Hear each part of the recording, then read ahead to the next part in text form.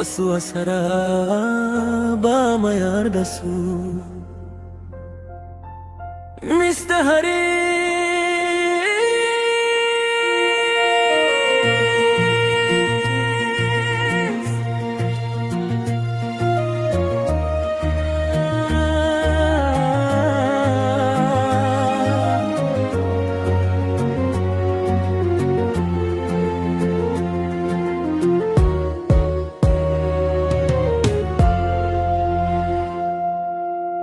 na tsaya ina kallon hanya, ina tuna lokacin da muke tare, dariya da kuka duk mun raba, yanzu kuma ya zama tarihi.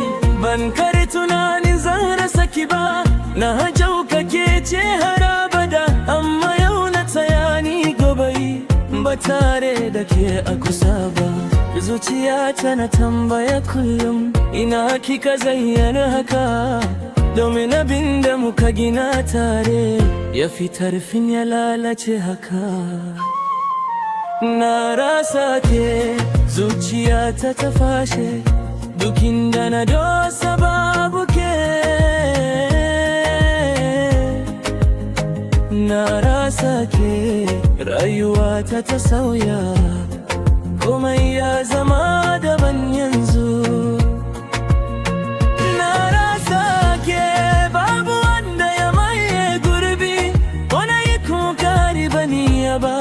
Mr. Haris yana kuka zuciya, har yanzu ina son ki.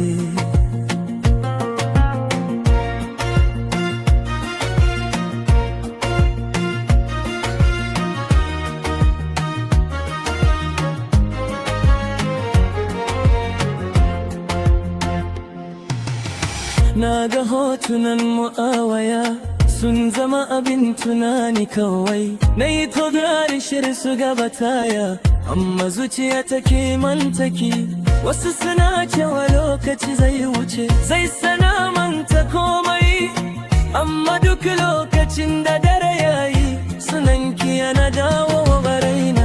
Idan zan iya dawo da jiya, zan gyara duk abin da ya faru, domin soyayya irin tamu bata cancanci tarewa haka ba. Na rasa ke, zuciya ta fashe.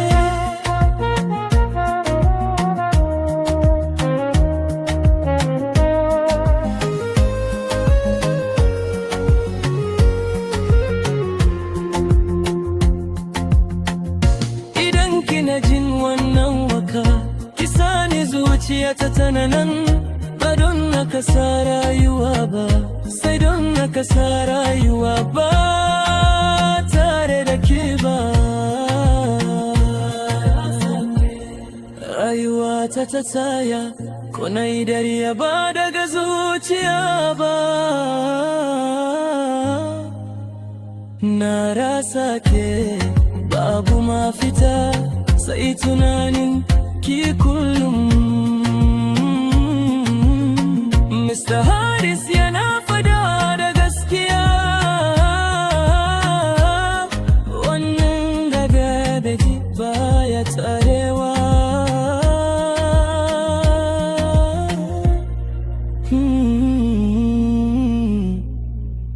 Na rasa ke, har yanzu